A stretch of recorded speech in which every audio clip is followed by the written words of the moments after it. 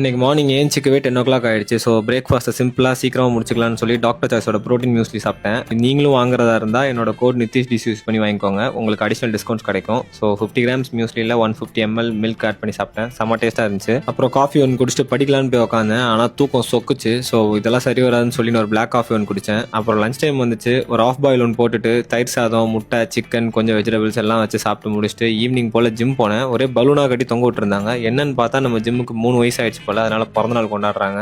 நமக்கு வந்து 4 மெடல் கொடுத்திருந்தாங்க. அப்புறம் கொஞ்சம் கிஃப்ட்ஸ்லாம் கொடுத்திருந்தாங்க. ஏன்னு பாத்தீங்க அப்படின்னா போன வாரம் ஃபுல்லா ஒரு காம்படிஷன் வச்சிருந்தாங்க. ஸோ அதுல வந்து ஃபர்ஸ்ட் டெட் லிஃப்ட் வச்சிருந்தாங்க. டெட் லிஃப்ட் வந்து 180 kgs லிஃப்ட் பண்ணியிருந்தேன். அதுக்காக நமக்கு ஃபர்ஸ்ட் பிரைஸ் கொடுத்திருந்தாங்க. அப்புறம் இன்னொரு நாள் பார்பல் ஸ்குவாட்ஸ் வச்சிருந்தாங்க காம்படிஷனுக்கு. ஸோ அதுக்காக ஸ்ட்ரெச்சிங்லாம் 1-2 பண்ணிட்டு அப்புறம் ஆஃப் செட்ஸ்லாம் ஒரு 2-3 செட் பண்ணிட்டு அதுக்கப்புறம் ஒரு 175 kgs ட்ரை பண்ணேன். பட் ஆனால் கொஞ்சம் அன்சேஃபா இருந்தனால ஹாஃப் ரெப் தான் போட்டேன் எல்லாமே. பட் அதுக்கு நமக்கு 3rd பிளேஸ் தான் கொடுத்தாங்க. அப்புறம் இன்னொரு நாள் செஸ்ட் பிரஸ் போட்டேன். அதுல ஒரு 140 kg அதுவும் கொஞ்சம் அசிஸ்டன்ஸோட போட்டதுனால அதுக்கும் நமக்கு 2nd பிரைஸ் கொடுத்திருந்தாங்க. அப்புறம் இன்னொரு நாள் ஃப்ரீ ஸ்குவாட்ஸ் வச்சிருந்தாங்க காம்படிஷன்ல. அதுல வந்து 860 ஸ்குவாட்ஸ் கண்டினியூஸா ஒரே செட்ல பண்ணதுனால நமக்கு ஃபர்ஸ்ட் பிரைஸ் கொடுத்தாங்க. அதை முடிச்சுட்டு நேரா வீட்டுக்கு போயிட்டு டின்னர் முடிச்சுட்டு மாம்பழம் சாப்பிட்டு தூங்கிட்டேன். Bye by.